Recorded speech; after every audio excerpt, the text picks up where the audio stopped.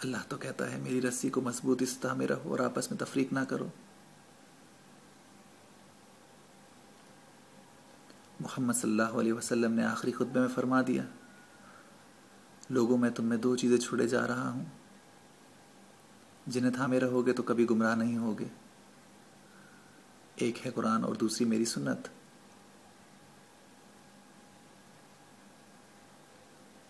حضور پاک محمد مصطفیٰ صلی اللہ علیہ وآلہ وسلم نے بتا دیا کہ بہتری کہاں ہے، کس طرح ہم فلاح پا سکتے ہیں، کس طرح ہم اللہ کو راضی کر سکتے ہیں.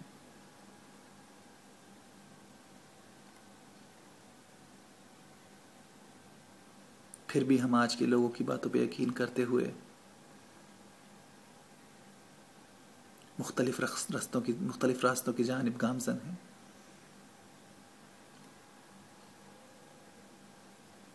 صراط مستقیم تو ایک رستہ ہے،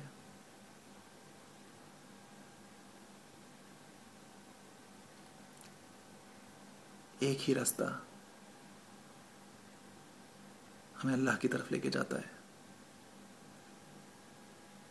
تو پھر اتنے راستے کیوں؟ جب ہمیں پتہ ہے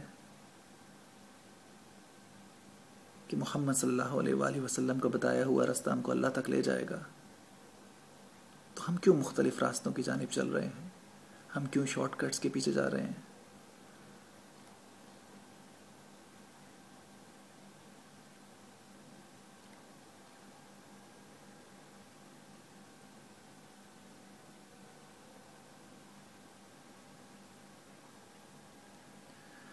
اور اسی طرح اسلام کے ٹکڑے کرنے میں لگے ہوئے ہیں. صرف اپنی جماعت کو بہتر ثابت کرنے میں، صرف ان لوگوں کی تعریف کرنے میں جن کو ہم فالو کرتے ہیں، جن کو ہم پسند کرتے ہیں.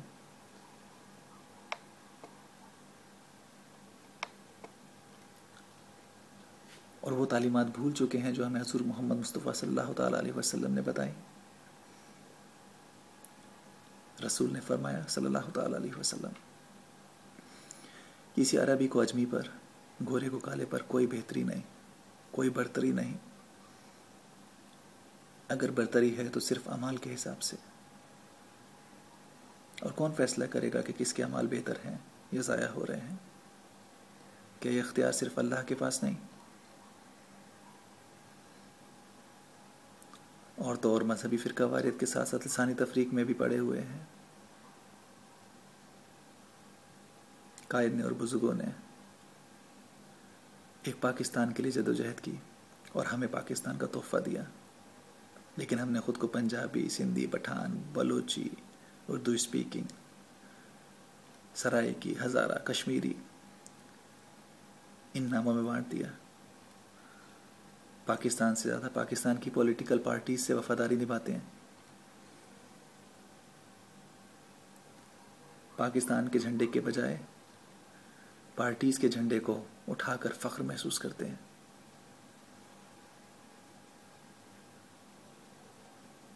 اور ان پارٹیز سے محبت کی وجہ سے آپس میں نفرتیں پھیلاتے ہیں، اپنے پاکستانی بھائی بہنوں سے نفرتیں کرتے ہیں.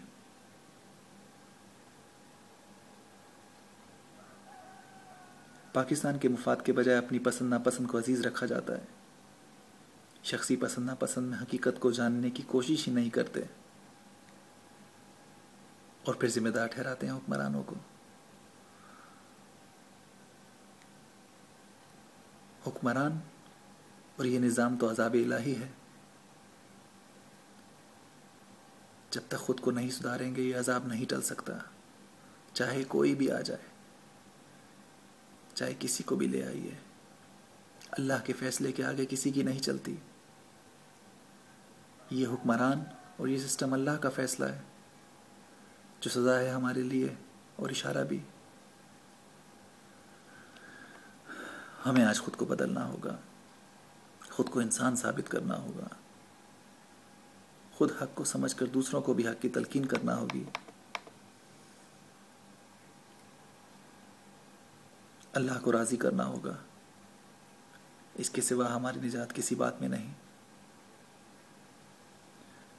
جس دن ہم بدل گئے سب کچھ بدل جائے گا. اور اللہ اس عذاب کو ہم پر سے ٹال دے گا۔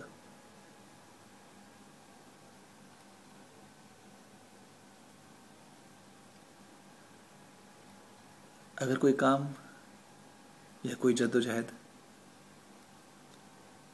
کسی شخصیت کے لیے ہوگی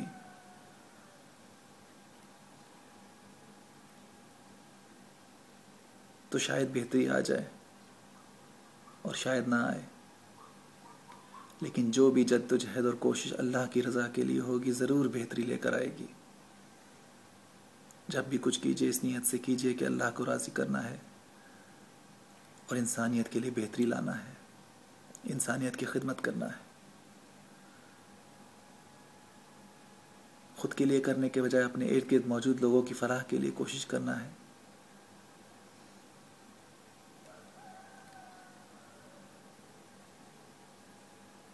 ہمارے اس طریقے سے ہمارے اندر کی خودی اور انا خود بخود مر جائے گی اور عاجزی و انکساری جگہ لے لے گی۔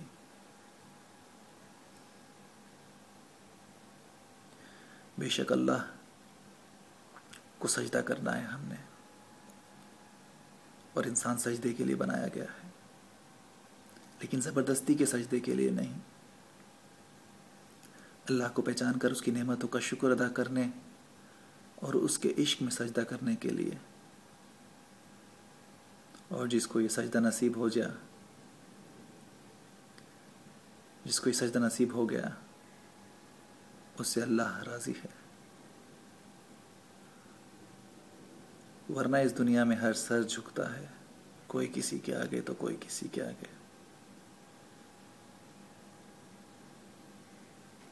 لیکن اللہ کی رضا والا سجدہ ہر سر نہیں کر پاتا۔ اپنی پسندیدہ شخصیت کسی دوسرے کو بنانے کے بجائے محمد صلی اللہ علیہ وآلہ وسلم کو بنائیے اور ان کے طریقے پر چلنے کی پوری کوشش کیجیے۔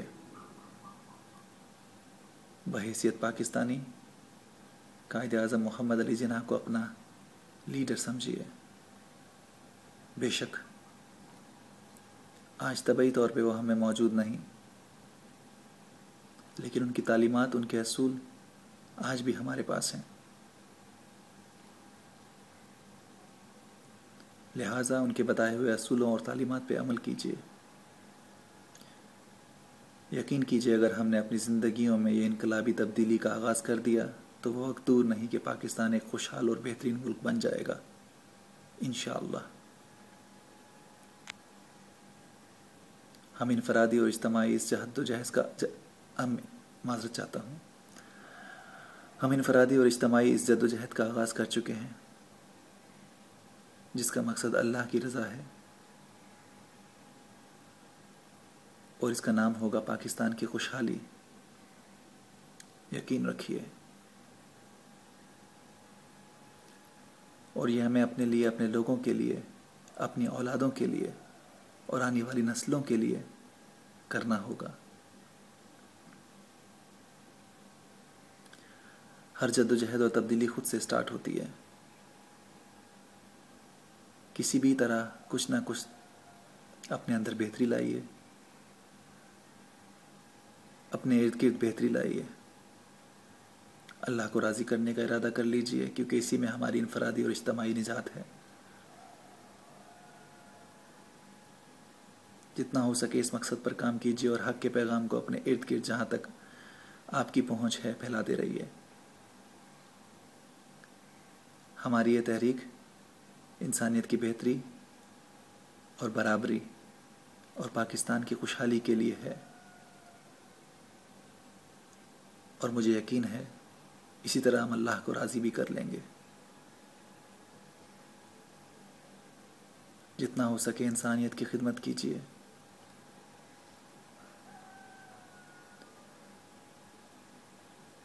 اللہ ہماری مدد فرمائے گا۔